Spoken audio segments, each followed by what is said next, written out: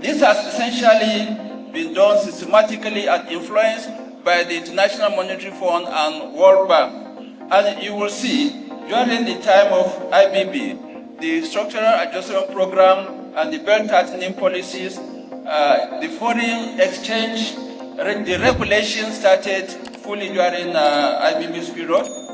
And also, it went on for the regulation, Shagari's era, Obasanjo's presidency, Jonathan's presidency, and of course, Buhari's presidency.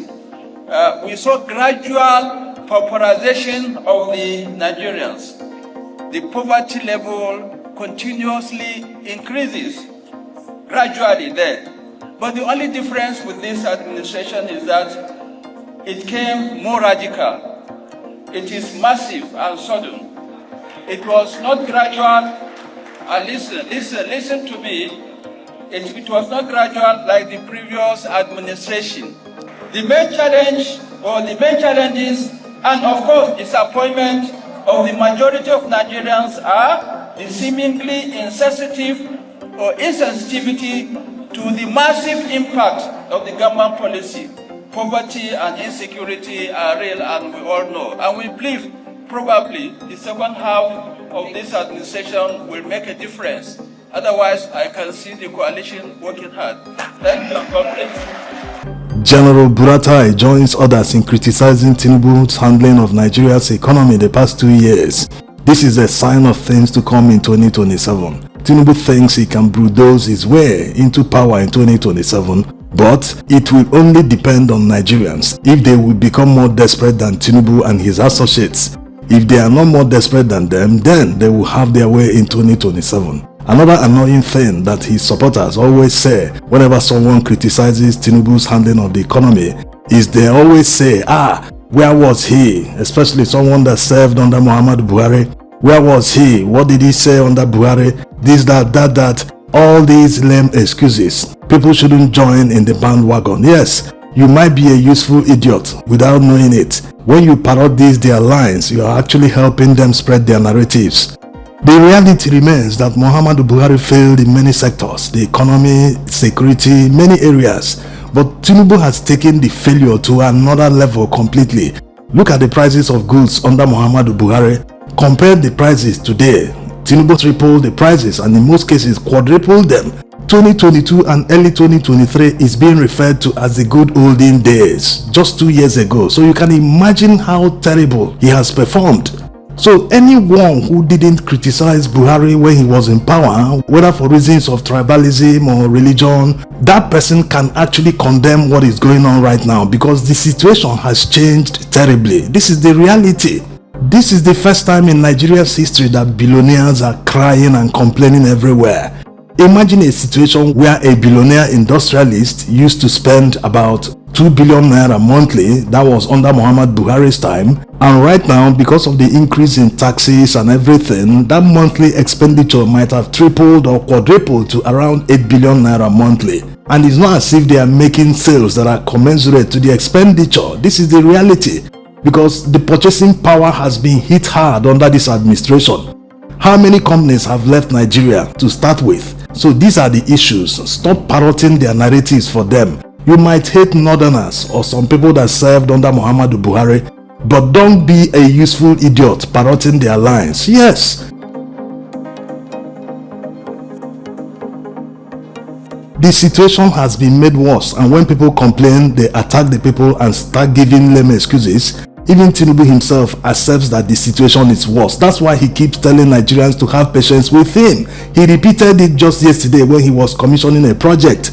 So it's not as if all these are hidden, but when someone mentions it and criticizes the situation, they come hard on the person. So stop parroting their lines. Instead of saying something, just keep mute. Yes, allow them to deal with each other. After all these people supported him. They supported him because of political expediency.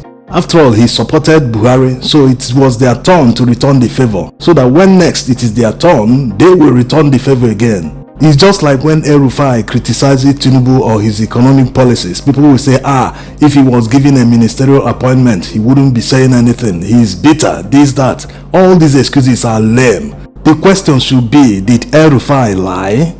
Is it because it is coming out from his mouth?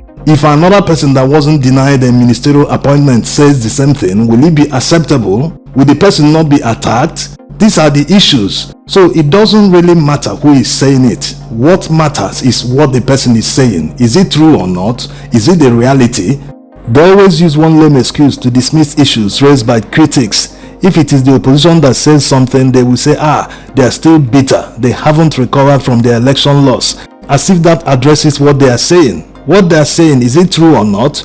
If you know they are lying, present facts instead of attacking their characters. Now let's see the statement released by Afenifere. Since Tinubu is celebrating his second term in office, they released a statement to counter all their propaganda. The statement reads, the midterm report shows that every human development and socio-political index has regressed since the coming to office of the President Bola Tinubu administration, turning the promise of renewed hope to a nightmare of regressing hopelessness and despair.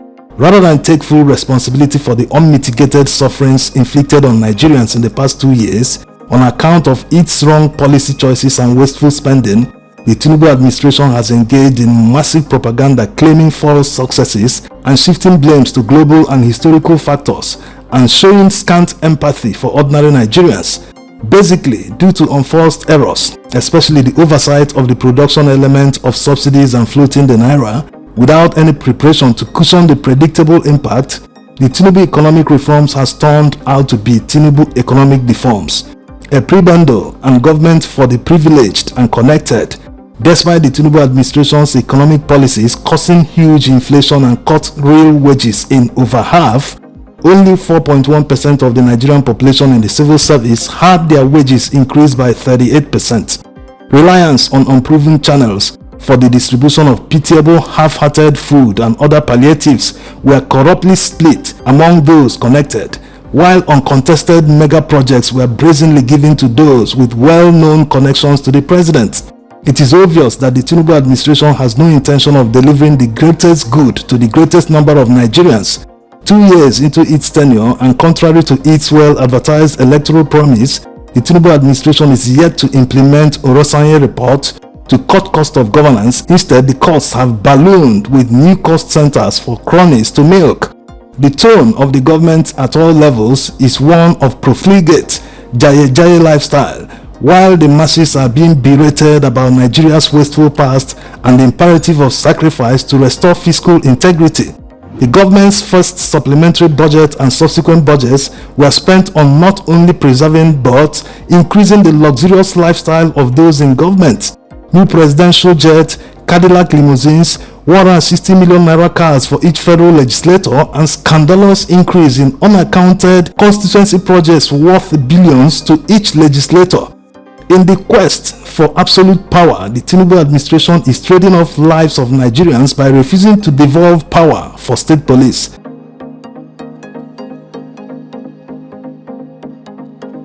The Tinubu administration is destructuring instead of restructuring the military-imposed constitution towards true federalism. It has shown increasingly centralizing tendencies to further weaken the federalist elements in the constitution by attacking federating units with the takeover of their administrative units known as local governments. Tinubu is destructuring the pillars of our democracy by neutralizing the legislature and judiciary put in place for balance of power and robust representative governance. It is obvious that the agenda is a one-party state totalitarianism. In the last 2 years, we have witnessed a markedly increase in intolerance of protests by dissenting civic groups. Peaceful protesters, students and labor groups are hounded, destabilized and bullied. In recent times, we have seen a gale of opposition politicians decamping to the ruling party to prevent institutional victimization. Even government sponsorship of internal conflicts in opposition parties and socio-political groups are in open. Some recent appointments to Independent National Electoral Commission are speculated to be card-carrying members of the ruling party. The emasculation of liberal democratic values are flagrantly displayed without any shame or restraint. It has been a harrowing experience living through the pain and anguish of the last 2 years, inflicted on the nation by the administration of President Bola Tinubu. This midterm report is a duty that Afenifere must fulfill to prevent government propagandists from drowning the voices of millions of hungry and deprived Nigerians. Rather than focus on service delivery, the Tinubu administration is focusing on winning the 2027 election regardless of the voters. No amount of propaganda will erase hunger and poverty in the land. Only selfless and empathetic leadership can serve the people, not prebendalist and hedonistic lifestyle. If this midterm report was an academic exercise, the student will receive an advice to withdraw from the examiner. But we believe there is still room for redemption. We urge the president and his choir of mandate seekers to reflect and for a change, just love Nigeria and Nigerians. What a wonderful piece that reflects the reality in Nigeria, not propaganda and narratives. Now let's hear what Amaechi had to say on the day of his 60th birthday celebration. The ordinary northerner who is a Muslim has no problem with the ordinary southerner who is Christian. It is when it comes to election, they will tell you, so let them show you in Islam, where it says, don't say with a Christian. They cannot show you. They will only do that and say, this man is a Muslim, go for him. Now you have Muslim ticket. Let Muslim market come out now. It can't. We are all hungry. All of us are. If you're not hungry, I am. You may laugh. So for us, the opposition, if you want us to remove the man in power, we can remove him from this power. Let me make it clear to those of you sitting here. I met President Tinubu in Yola, and I told him I will not work with him. And I will not vote for him. I cannot vote for Tinubu. That is, I told him in advance. Why I'm saying this is because people in Rivers have been writing, he didn't work for PDP, he didn't work for APC, he didn't support Tinubu. I told him in advance before the election, so it wasn't a matter of whether I did or not. I made him know that because I was convinced that there was an issue of capacity. We have raised issues here. Most of those who raise the issues of capacity, some of us who are here raising issues of capacity, are also those who vote on ethnic and religious basis, or who spoil innocent, uneducated people who are poor to voting for people for the reasons of religion and ethnicity.